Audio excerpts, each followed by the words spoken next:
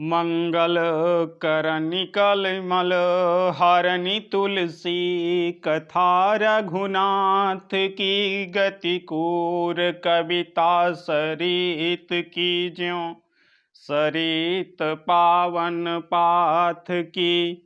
प्रभु सुजा सुसंगति भनीति भली होई हैं सुजन मन भावनी।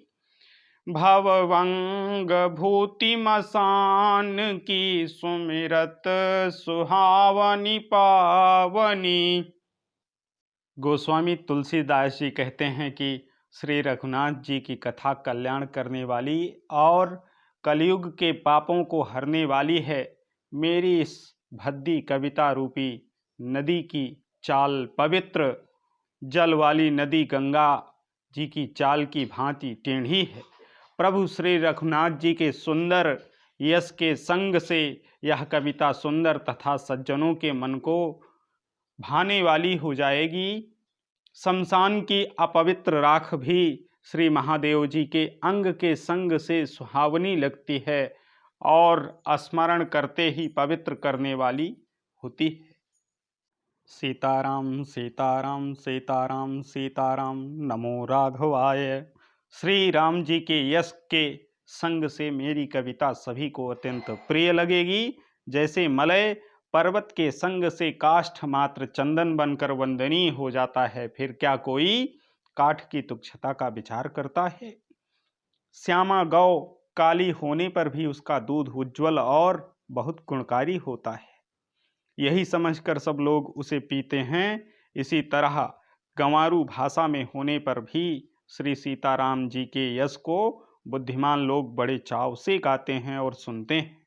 मणि माणिक और मोती की जैसी सुंदर छवि है, वह सांप पर्वत और हाथी के मस्तक पर वैसी शोभा नहीं पाती। राजा के मुकुट और नवयुवती स्त्री के शरीर को पाकर ही सब अधिक शोभा प्राप्त होते हैं। इसी तरह बुद्धिमान लोग कहते हैं कि सुकवि की कविता भी उत्पन्न और कहीं होती है और शोभा अन्यत्र कहीं पाती है।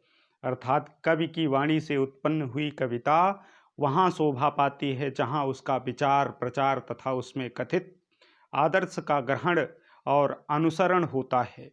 कवि के स्मरण करते ही उसकी भक्ति के कारण माता सरस्वती जी ब्रह्मलोक को छोड़कर दौड़ी आती हैं।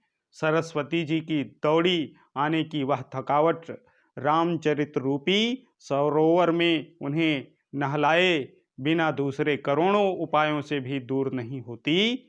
कवि और पंडित अपने हृदय में ऐसा विचार कर कलयुग के पापों को हरने वाली श्री हरि के यश का ही गान करते हैं।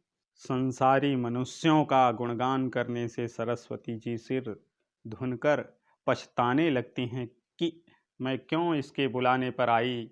बुद्धिमान लोग हृदय को समुद्र, बुद्धि को सीप और सरस्वती जी को स्वाति नक्षत्र के समान कहते हैं।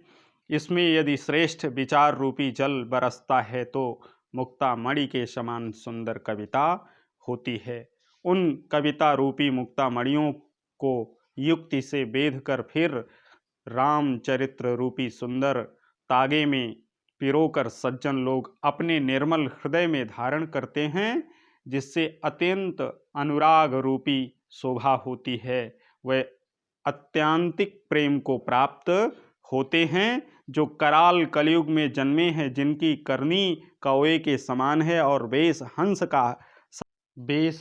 का सा है, जो वेद मार्ग को छोड़कर कुमार्ग पर चलते हैं, जो कपट की मूर्ति और कलयुग के पापों के भाणे हैं, जो श्री राम जी के भक्त कहलाकर लोगों को ठगते हैं, जो धन लोभ क्रोध और काम के गुलाम हैं और जो धींगा धांगी करने वाले धर्मध्वज जी धर्म की झूठी ध्वजा फहराने वाले दंभी और कपट के धंधों का बोझ ढोने वाले हैं। संसार के ऐसे लोगों में सबसे पहले मेरी गिनती है।